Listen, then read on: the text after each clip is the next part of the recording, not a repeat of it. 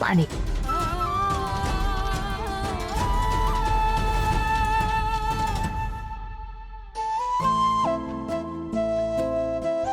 वीणा,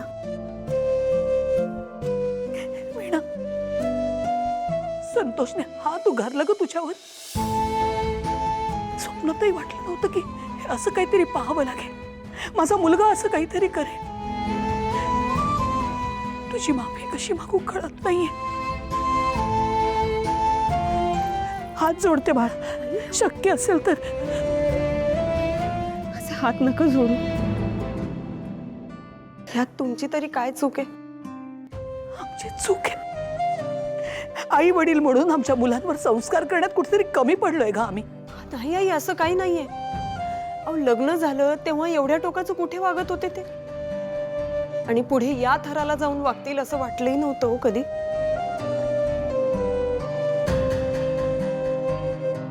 वीणा, मला माहिती आज घाव फक्त तुझ्या शरीरावर नाही, तुझ्या मनावर झालाय.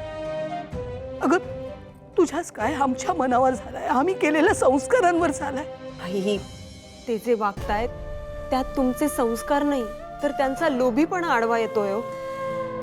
सतत मला हे हवंय ते हवंय, या अशा वागण्यापायी भावाशी तुला बहिणींची आडी, त्यांचं ना वागण्यातलं ताळतंत्रच सुटलंय.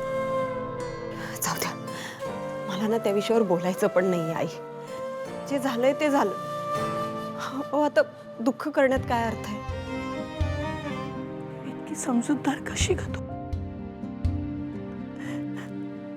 तुला माहितीये, प्रत्येक वेळी ना मला असं वाटतं की आत्ता चूक केली यांनी, यापुढे नाही चुकणार.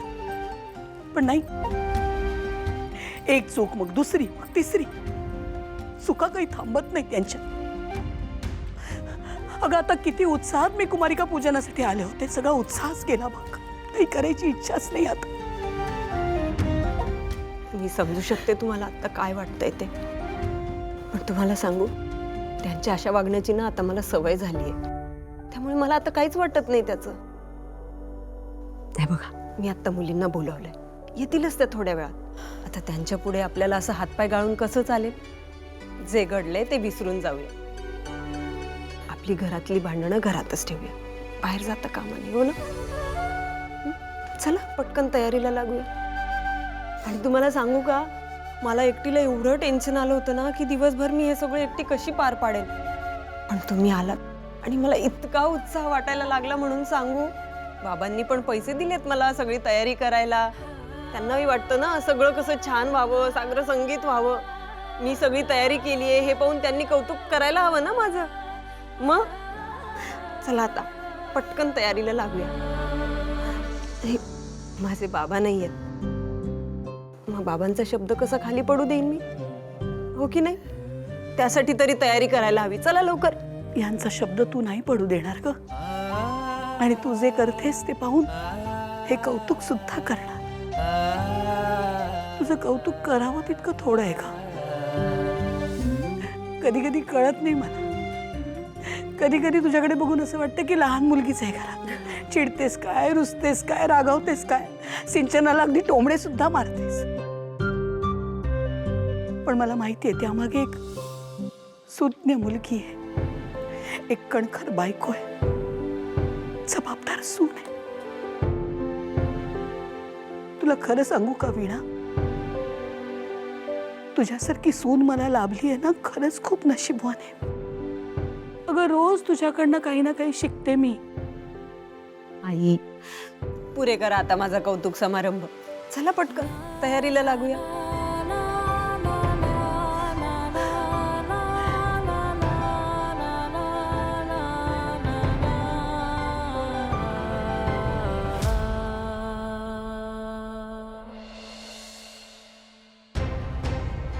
चल मधुरा, फोन उचल.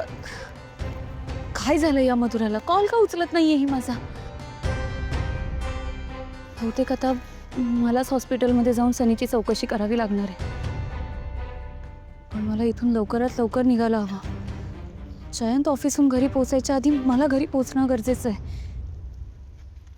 खरं तर आता मला त्याच्या कुठल्याच प्रश्नांची उत्तरं द्यावीशी वाटत नाही. पुन्हा एकदा ट्राय करते.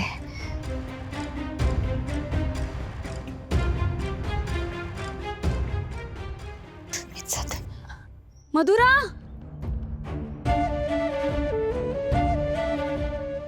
मधुरा अगं काय केव्हापासून कॉल करतेय मी तुला, फोन का उचलत नाहीयेस माझा? मधुरा, मधुरा, मधुरा अगं काय झालंय, का रडतेस तू, सांग मला, बोल ना अगं. जानू, कालपासून सनीला इंटरनल ब्लिडिंग होत होतं. तो खूप सिरियस होता. आणि आज सकाळी आज सकाळी, आज सकाळी काय मधुरा, मला सांग. सनी सनी ठीक आहे ना, त्याची तब्येत ठीक आहे ना? हा मधुरा, मधुरा, सनी गेला.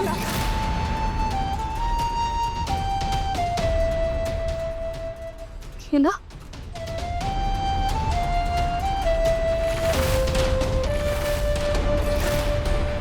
त्याच्या डोक्यात कुंडी पडली आहे. गेले 6 महिने झालं तो याच हॉस्पिटलमध्ये पडून आहे.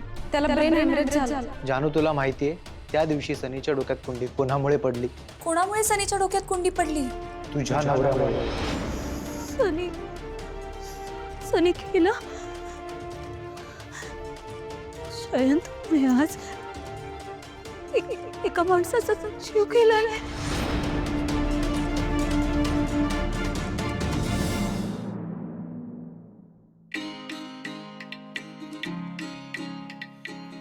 काकू, सांगा मला काय काम करायचंय, मी मदत करते तुम्हाला.